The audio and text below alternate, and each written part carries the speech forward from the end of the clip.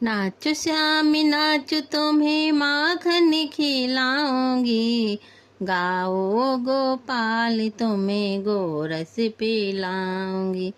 नाचो श्यामी नाचो तुम्हें माखन खिलाऊंगी, गाओ गोपाल तुम्हें गोरस पिलाऊंगी। मोर पंख छोड़ श्याम शीस फूल धर लो, मोर पंख छोड़ श्याम शीस फूल धर लो। पीताम्बर दूर करो चुनरी पहन लो, बिंदिया विशाल बीच भाव में लगाऊंगी, गाओ गोपाल तुम्हें गोरस पिलाऊंगी। नाचो श्याम नाचो तुम्हें माखन खिलाऊंगी। मोतियन की माला लाल कंठ से उतार दो, चंपा कली चंद्रहार गले बीच डाल लो। नैनारति नारिता में काजल लगाऊंगी, नाचो श्याम नाचो तुम्हें माखन खिलाऊंगी, गाओ गोपाल तुम्हें गोरस पिलाऊंगी। नाचो श्याम नाचो तुम्हें माखन खिलाऊंगी, गाओ गोपाल तुम्हें गोरस पिलाऊंगी। बाजत मृदंग सितार तार संग से, ऐसी खड़ी नात मिली आज बड़े भाग्य से। बाजत मृदंग तार सितार तार संग से, ऐसी खड़ी नात मिली आज बड़े भाग्य से। ताता थैया ताल में मिलाऊंगी, नाचो श्याम नाचो तुम्हें माखन खिलाऊंगी, गाओ गोपाल तुम्हें गोरस पिलाऊंगी। नाचो श्याम नाचो तुम्हें माखन खिलाऊंगी। राधे राधे, जय श्री कृष्णा। आज मैं 12 और 13 अध्याय सुनाने जा रही हूँ। लाइक एवं सब्सक्राइब करना ना भूलें, बेल आइकन भी दबाएं। धन्यवाद। 12वां अध्याय इस प्रकार है। शंकर के चले जाने पर वह बाला कांतिहीन श्वास भरकर सांस लेती हुई भयभीत होकर आंखों में आंसू लाकर रोने लगी। इसी प्रकार दुखी से बहुत सा काल व्यतीत हो गया। फिर वह तपस्विनी भी काल के बस में हो गई। उसी समय खड़े धर्मात्मा राजा द्रौपद ने उत्तम यज्ञ किया। उस यज्ञ कुंड में से एक कन्या उत्पन्न हुई। वही मेघावी ऋषि की कन्या दूसरे जन्म में राजा द्रौपद की पुत्री द्रौपदी नाम से संसार में विख्यात हुई। सो यह राजा द्रौपद के स्वयंवर में मछली की आंख भेदने पर अर्जुन को मिली। हे नारद जी, पुरुषोत्तम का अनादर करने से दुशासन ने इसके बाल को पकड़कर खींचा, परंतु उस समय वह बार बार मेरे नामों को याद करने लगी।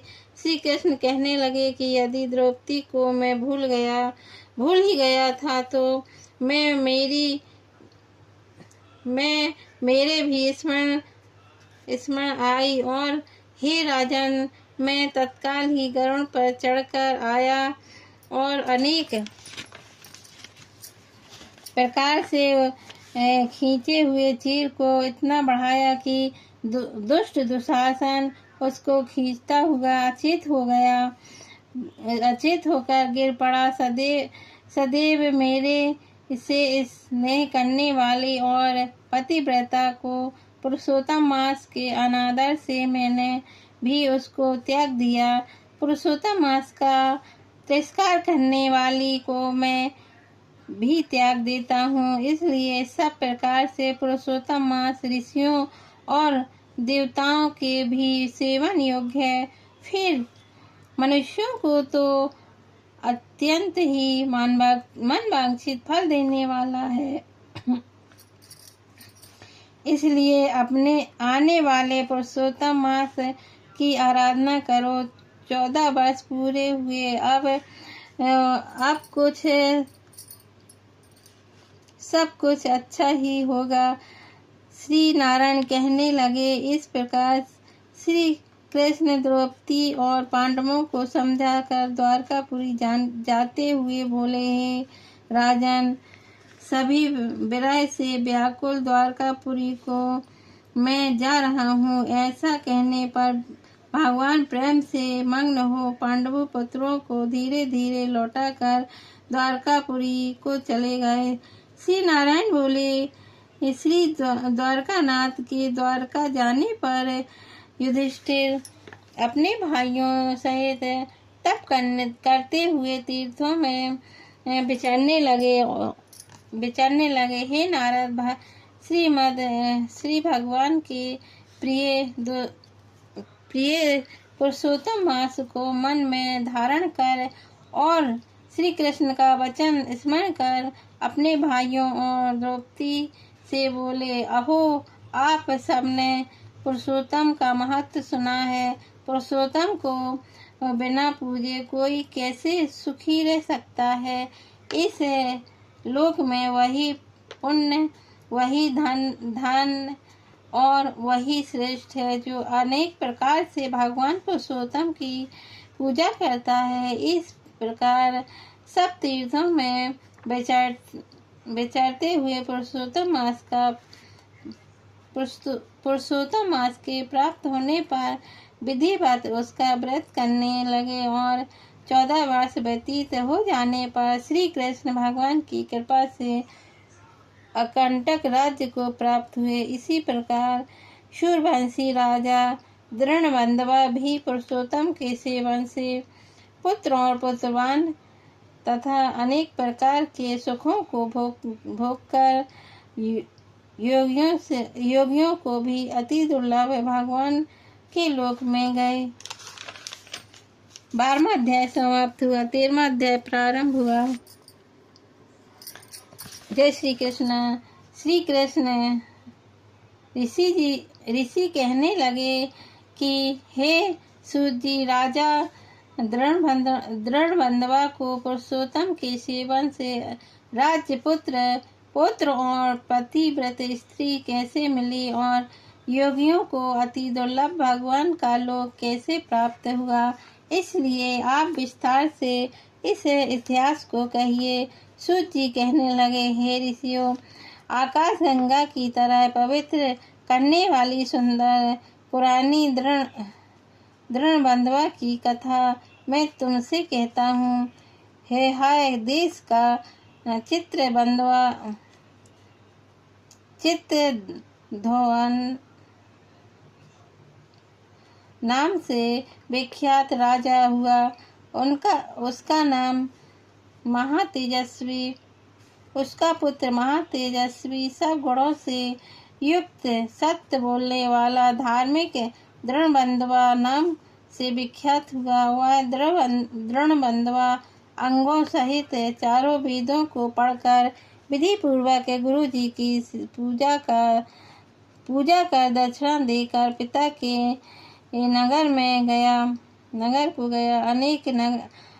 अपने नगर के रहने वालों को नेत्रों का आनंद उत्पन्न करते हुए उसने अपने पिता चित्रबंधवा को प्रसन्न किया। अब राजा चित्रधोवनवा अपने मन में विचार करने लगा कि स्त्री, घर, पुत्र आदि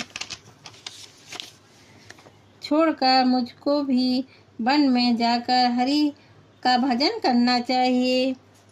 ऐसा मन में विचार कर समर्थ राजा दृढ़बंधवा को सब राजपाट सौंपकर विरक्त होकर पुलह ऋषि के आश्रम को चला गया। वहां जाकर तप करने लगा कि कितने ही काल तथा तप करके चित्रधोवनवा हरि के नाम को चला गया।